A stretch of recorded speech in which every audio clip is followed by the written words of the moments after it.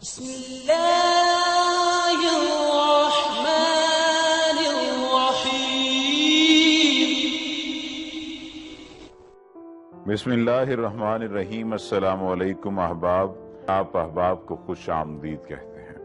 आज की इस वीडियो में हम आपको बताएंगे कि ये जो ब्यूटी प्रोडक्ट्स बनाई जाती हैं ये किस तरह से बनाई जाती हैं और इनमें कौन कौन सी ऐसी चीजें इस्तेमाल की जाती हैं जो कि बुनियादी तौर पर हराम गिनी जाती हैं, लेकिन उन्हें हलाल बनाकर हमारे सामने पेश किया जाता है।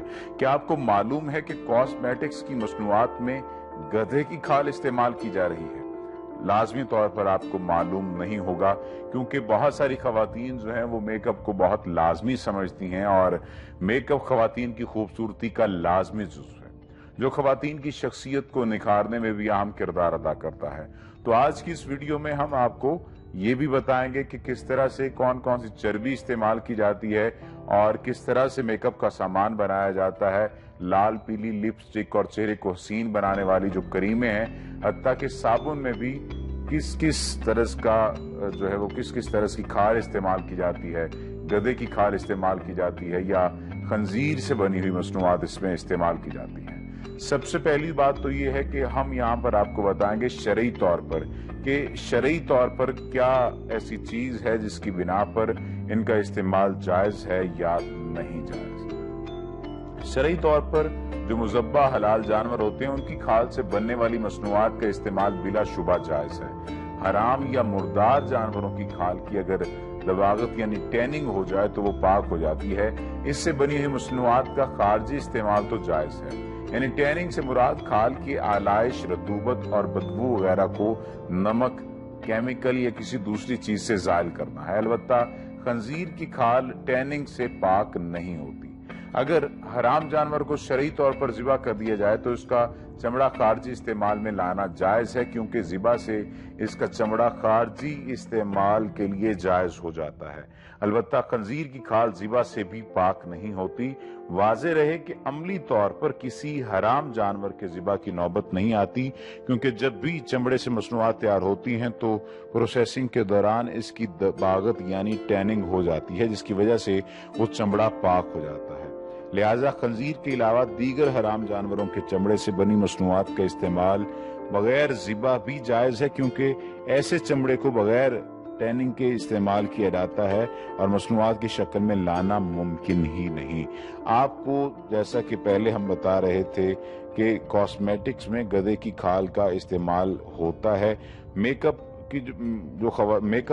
जो करना है वो खवातीन की खूबसूरती का लाजमी जुज़ है, खवातीन की शख्सियत को निखारने में अहम किरदार अदा करता है। लेकिन याद रहे कि मेकअप के सामान, साबुन और जाती निगहदाश्त की दीगर मसनूआत की तैयारी में गधे की खाल भी इस्तेमाल की जाती है। मार्केट ज़राए के मुताबिक गधे की खाल से बनी प्रोडक्ट्स खवातीन ढेरों ढेर खरीद रही हैं। ब्यूटी पार्लर्स में भी यही अशिया इस्तेमाल हो रही हैं।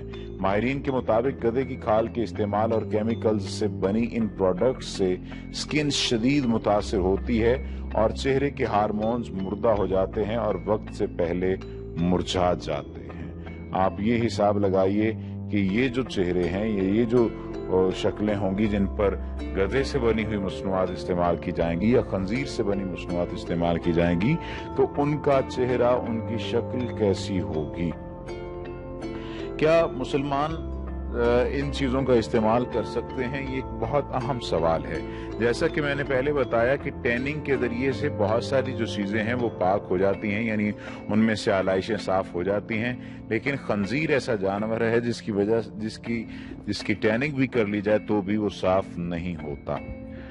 ये बात मद्देनजर रहे कि अगर कोई चीज़ पाक हो तो ज़रूरी नहीं कि वो हलाल भी हो। मसलन मिट्टी पाक है लेकिन हलाल नहीं है। मलबूसात या चमड़े की मसनूआत में सिर्फ पाक होना काफ़ी है, जिसके नतीजे में इनका बैरूनी इस्तेमाल, एक्सटर्नल यूज़ तो जायज़ होगा, लेकिन ज़रूरी नहीं कि इनका दाखिली और अंदरूनी इस्तेमाल भी जायज़ हो, बल्कि दाखिली इस्तेमाल के लिए हलाल की कुछ मज़ीद शराइत की पाबंदी करना पड़ेगी। मसलन चमड़ा जो है वो हलाल जानवर का होना चाहिए और वो जानवर शरई तौर पर ज़िबाशुदा हो, तो ऐसा चमड़ा पाक होने के साथ साथ हलाल भी है और दाखिली इस्तेमाल में भी लाया जा सकता है। इसके बरखिलाफ जो चमड़ा शरई तौर पर मजबू हलाल जानवर का ना हो تو ٹیننگ یا مصنوعات کی شکل میں آنے کے بعد وہ پاک تو ہوتا ہے اور اس کا خارجی استعمال جائز بھی ہے، لیکن حلال نہیں ہوتا، یعنی داخلی استعمال اس کا جائز نہیں ہے۔ تو سوال یہ پیدا ہوتا ہے کہ کیا مسلمان خنزیر کھاتے ہیں؟ لازمی طور پر مسلمان خنزیر نہیں کھاتے۔ جب مسلمان خنزیر نہیں کھاتے تو پھر اس کو کوئی بھی چیز جو ہے وہ ٹھیک نہیں ہے اور استعمال نہیں کی جانی چاہیے۔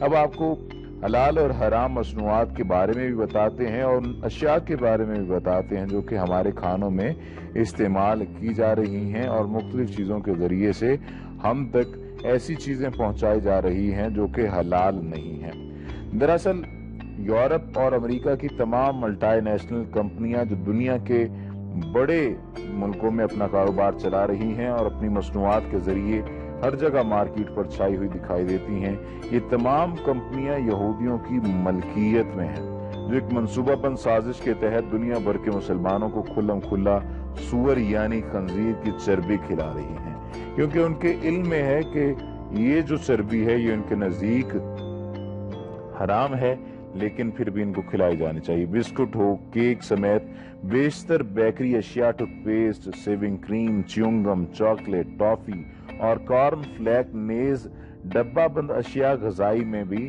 ڈبہ بند پھل اور پھلوں کے رس کے علاوہ ملٹی وٹامن کی گولیوں سمیت بیشتر ایلوپیتھک دواؤں کے ٹانکوں میں بھی دیگر اجزاء کے علاوہ جو چیز لازماً شامل ہوتی ہے وہ خنزیر کی چربی ہے۔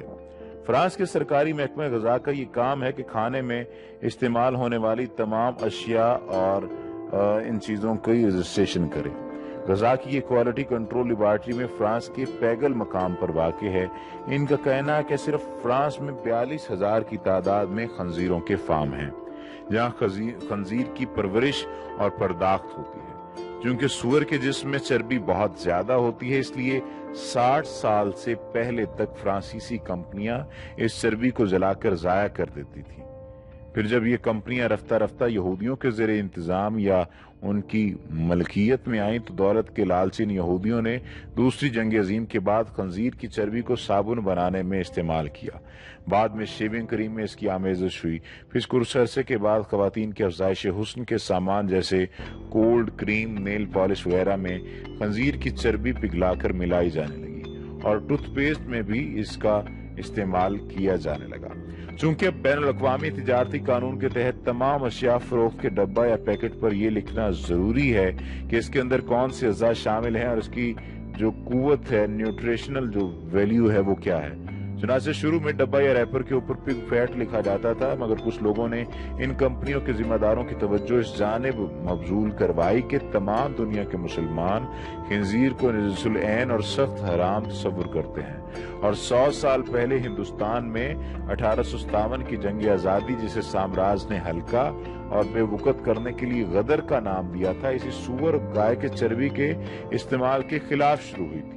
تو ان مکاروں نے اپنے تجارتی مفاد کے پیش نظر پر پگ فیٹ کی بجائے اینیمل فیٹ لکھنا شروع کر دیا۔ اسی دوران عرب اور دیگر اسلامی ممالک میں تیل کی دولت کی بہتات ہوئی اور مغربی ممالک نے بڑے پیمانے پر عرب اور مسلم ممالک میں اپنے کاروبار کو فروغ دینے کا سلسلہ شروع کیا۔ تو ان مسلم حکومتوں کے ذمہ داران سے پوچھا کہ آپ لوگ کس حیوان یعنی جانور کی چربی استعمال کرتے ہیں؟ انہوں نے اپنی فطری مکاری سے کام لیتے ہوئے جواب دیا کہ ہم ان چیزوں میں گائے اور بھیڑ کی چربی استعمال کرتے ہیں۔ لیکن جب مسلم ممالک نے انہیں آگاہ کیا کہ اسلام میں ہر اس حلال جانور کو بھی حرام قرار دیا گیا ہے جس سے حلال طریقے سے اللہ کا نام لے کر ذبح نہ کیا گیا ہو، لہٰذا ہم ان اشیاء کا استعمال نہیں کر سکتے، تو ان مکاروں نے ملٹی نیشنل کمپنیوں نے اشیاء خورد و نوش کے پیکٹ پر خنزیر کی چربی اور حیوانی چربی کے الفاظ لکھنے کی بجائے ایک مخصوص خفیہ اشارہ ای کوڈ کے نام سے لکھنا شروع کر دیا۔ محققین کا کہنا ہے کہ ان کی فرانس کی پیگل لیبارٹری میں ملازم کی اطلاع کے مطابق E100 سے لے کر E904 تک جتنے کوڈ غذائی اشیاء کے پیکٹ، ریپر یا ڈبے پر درج ہوتے ہیں ان سے مراد سور کی چربی ہی ہوتی ہے۔ مثال کے طور پر برطانیہ کمپنی کے مختلف بسکٹ جیسے نیوٹری چوائس، کریم کریکر وغیرہ کے ریپر پر اس میں شامل اجزاء جنہیں انگریڈینٹس کی فہرست میں E481 भी दर्ज है। साथ ही गेहूं के आटे, नबाताती तेल, शक्कर वगैरह की शमूलियत का भी हवाला है।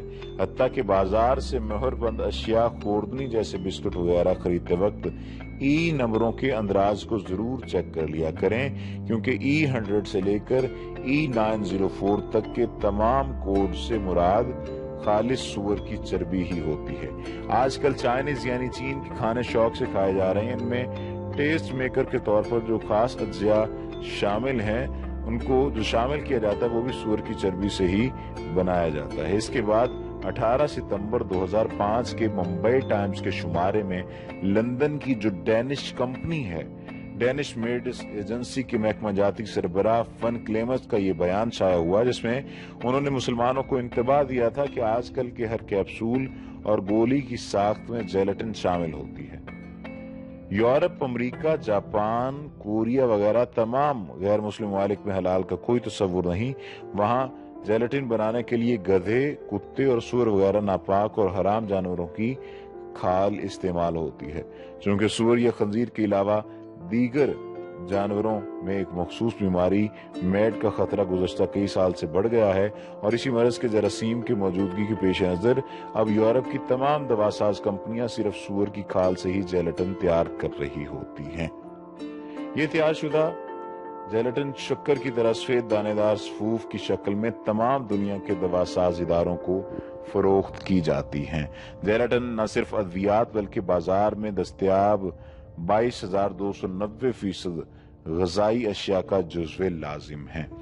आप ये हिसाब लगाइए कि आज की इस वीडियो में आपको किस तरह के हैरत अंगेज इंकशाफात के बारे में बताया गया है कि ये जो चीजें हैं जिनका आप इस्तेमाल बहुत शौक से करते हैं, ये हराम जानवरों की चर्बी से बनाई जाती हैं। कोशिश करें कि आप इनका इस्तेमाल कम से कम करें।